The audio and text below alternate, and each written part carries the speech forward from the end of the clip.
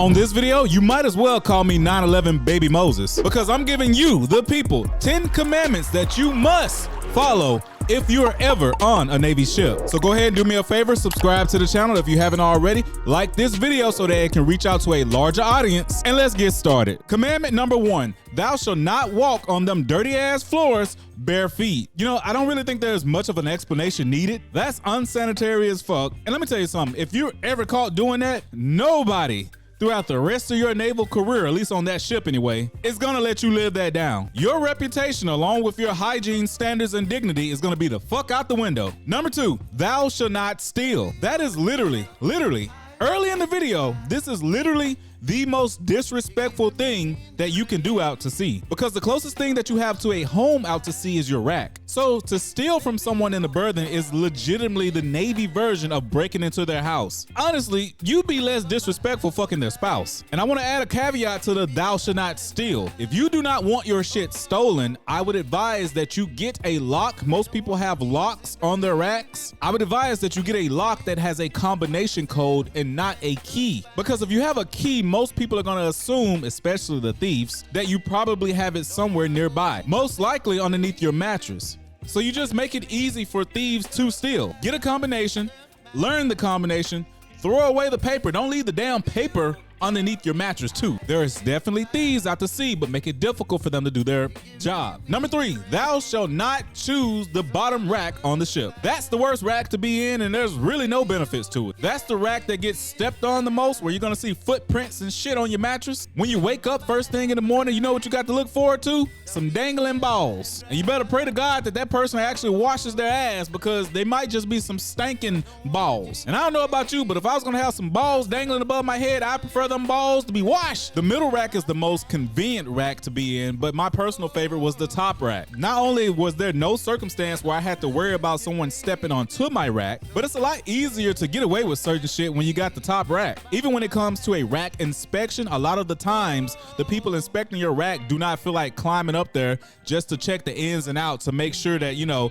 you're in good standards and shit. On top of that, in my berthing, the electrical plug was at the top, so I kind of was able to dictate, you know, if my PlayStation got plugged up at the end of the night. If you got over the inconvenience of actually having to climb up, there's a lot of perks to having the top rack. It's all in a good night's sleep. Speaking of a good night's sleep, number 4, thou shalt check out today's sponsor. No, serious. This goes with the video. You're gonna wanna see this sponsor. Hold up, I got something for you. Eleanor's luxury cruise sheets were created with a specific goal in mind: to provide a sense of luxury and comfort to those who serve in the United States Navy and Coast Guard. Wanna know what's so great about it? It's even active duty owned. That's right, the owner of this business is literally active duty. So for those of you joining, you know they have your best interests at heart. The high quality bamboo materials in these rack sheets provide comfort, durability, and breathability, all while fitting perfectly on your rack. That way you don't have to worry about your sheets bunching up, especially due to the rough environment of a ship. It's one thing that these sheets are already so soft, but they also regulate your temperature. You're getting premium nighttime sleep with these. And I do mean premium because with the material in these sheets, frequent washing is no problem. And again, I cannot overstate the luxurious, soft, and comfortable feeling that you get from these bamboo sheets. It's sustainable, moisture wicking, temperature regulating, breathable, durable, long lasting. What else can I tell you? By choosing bamboo sheets, you can enjoy a sustainable, comfortable, and healthy sleep experience while also contributing to a more environmentally friendly lifestyle. And when I say that this product is almost as smooth as my bald head, I mean it. I highly recommend this product over the ejaculated on sheets that you're going to be sleeping on in the ship. Yeah, they've been washed, but no. Get this. Want to learn how you can get 10% off on your first order? Just type in 9/11 baby go. Quite honestly, Navy or not, these are some good sheets. But this is an absolute steal for those that are actually enlisting in the United States Navy. Thou shalt use today's sponsor, or thine ain't gonna put a foot in thine ass. Thank you, Eleanor.net, for sponsoring today's video. Number 5, thou shalt not get caught with food, non-certified electronics, or any form of contraband in the berthing. I'm gonna tell you why.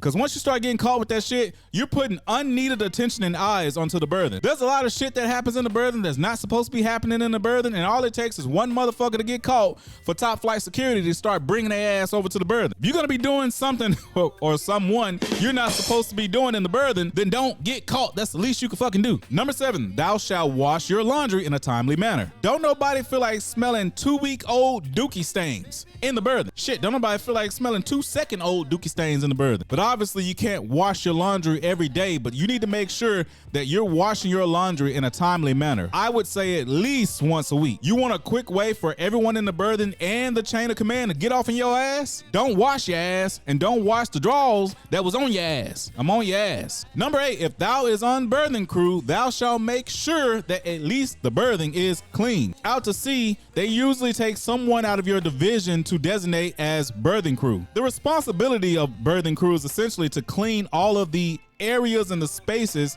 that your division own and is responsible for on the ship, especially the berthing. I'm gonna be honest with you though, being in berthing crew is the biggest cheat code you can ever do. Most of these times, these people pick one room a day to clean, and they're just playing the PlayStation while everybody else is busy busting their ass. I'm not even mad at you for getting your finesse on. All I'm saying is, at a bare minimum, berthing crew, if you're on berthing crew, make sure the berthing is clean. I just realized somewhere in editing, I definitely messed these numbers up, so I'm just gonna say the next one is, thou shalt not be loud in the berthing after taps or while day check is sleeping. Taps is essentially after 10 o'clock. That's when all the lights on the ship turn about as red as the ones behind me. It typically happens at 2200 or 10 o'clock. When that happens, shut the fuck up. Don't be loud. Don't be joking. That's an easy way to piss people off, especially people that work long, hard hours. But you have to remember, depending on your rate, you may be on night crew, you may be on day crew. But if you're on night crew, you're normally asleep while day crew is working. Problem is, for whatever reason,